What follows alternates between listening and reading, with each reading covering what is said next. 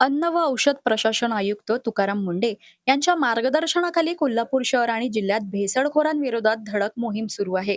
आतापर्यंत प्रशासनाने तब्बल 494 तपासण्या करून 212 अन्न नमुने घेतले आहेत. भेसळीच्या संशयावरून आईस्क्रीम, तूप, पनीर आणि खाद्यतेलासह तब्बल 34,96,000 रुपयाचा 20,000 किलोहून अधिक साठा जप्त करण्यात आला आहे. या कारवाईत 10 व्यावसायिकांचे परवाने निलंबित करण्यात आले असून 94 प्रकरणात 6,83,000 रुपयांचा दंड वसूल करण्यात आला आहे. प्रतिबंधित पदार्थाच्या विक्री प्रकरणी 21 FIR दाखल करण्यात आले आहेत.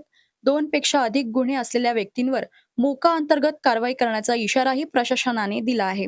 सणासुदीच्या पार्श्वभूमीवर भेसळखोरांविरोधातील ही मोहीम आणखी तीव्र करण्यात येणार असून नागरिकांच्या तक्रारीचीही तातडीने दखल घेतली जात आहे.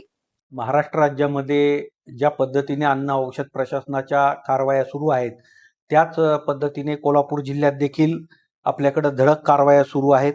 गेल्या 3 ते 4 महिन्यामध्ये या मोठ्या प्रमाणात या कारवायांमध्ये वाढ झालेली आहे, ज्याच्यामध्ये आपण 439 अन्न व्यावसायिकांच्या तपासण्या केलेल्या असून 212 अन्न नमुने वेगवेगळ्या अन्नपदार्थांचे हे तपासणीसाठी घेतलेले आहेत. त्याच्यामध्ये आपण 30 प्रकरणांमध्ये जे आहे अन्नपदार्थांचा साठा जप्त केलेला आहे.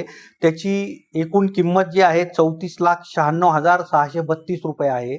याच्यामध्ये विशेष करून आपण जे आहेत त्याच्यामध्ये जे अन्नपदार्थ आहेत ते आईस्क्रीम आहे, तूप आहे, पनीर आहे, खवा आहे, त्याच्यानंतर गूळ आहे, मिल्क क्रीम आहे, रबडी आहे, बासुंदी आहे, पेढा आहे, आम्रखंड आहे, मँगो पल्प, खाद्यतेल, गूळ असे विविध जे अन्नपदार्थ आहेत ज्याच्यामध्ये आपल्याला संशय आहे भेसळीचा किंवा कायद्याच्या उल्लंघनाचा, त्या अन्नपदार्थांचा साठा आपण जप्त केलेला आहे.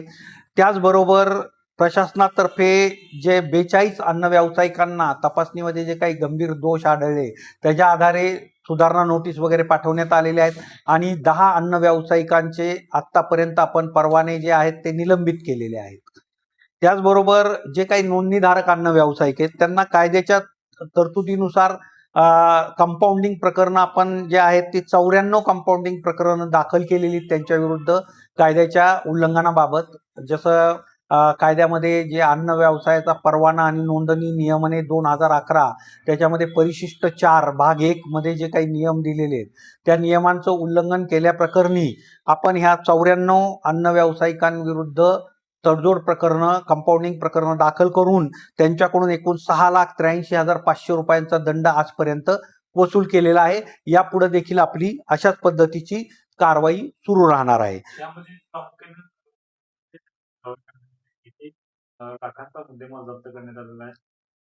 आता मी जसं आपल्याला सांगितलं की याच्यामध्ये एकूण 30 प्रकरणांमध्ये आपण 34,96,632 रुपयाचा मुद्देमाल जप्त केलेला आहे. त्याच्यामध्ये आईस्क्रीम आहे, दुग्धजन्य पदार्थ, त्याच्यामध्ये खवा, मिल्क क्रीम, रबडी, बासुंदी, पेढा, आम्रखंड, मँगो पल्प, पनीर. त्याचबरोबर खाद्यतेलाचाही मोठ्या प्रमाणावर साठा आपण जप्त केलेला आहे. गूळ जे आहे म्हणजे भेसळयुक्त साखर वापरून गूळ तयार केल्याच्या तक्रारी आपल्याकडे होत्या, त्या अनुषंगी आपण कारवाई करून गुऱ्हाळ घरांमधून गुळाचा साठा असा भेसळयुक्त असलेला जप्त केलेला आहे. त्याचबरोबर बेकरी अन्न पदार्थ आहेत, कुकीज आहेत की ज्याच्यामध्ये लेबल डिफेक्ट असल्यामुळं त्या ठिकाणी तो देखील साठा आपण जप्त केलेला आहे. ही कारवाई आपण कोल्हापूर शहर आहे, त्याच्यानंतर शिरोळ तालुका आहे, त्याच्यानंतर हातकणंगले तालुका आहे, अशा तसंच ग्रामीण भागातल्या ज्या ज्या ठिकाणी ह्या अन्नपदार्थाची विक्री मोठ्या प्रमाणावर होते त्या ठिकाणी आणि जिथं आपल्याला संशयास्पद असं हे साठा आढळला त्या ठिकाणी आपण जप्ती कारवाई केलेली.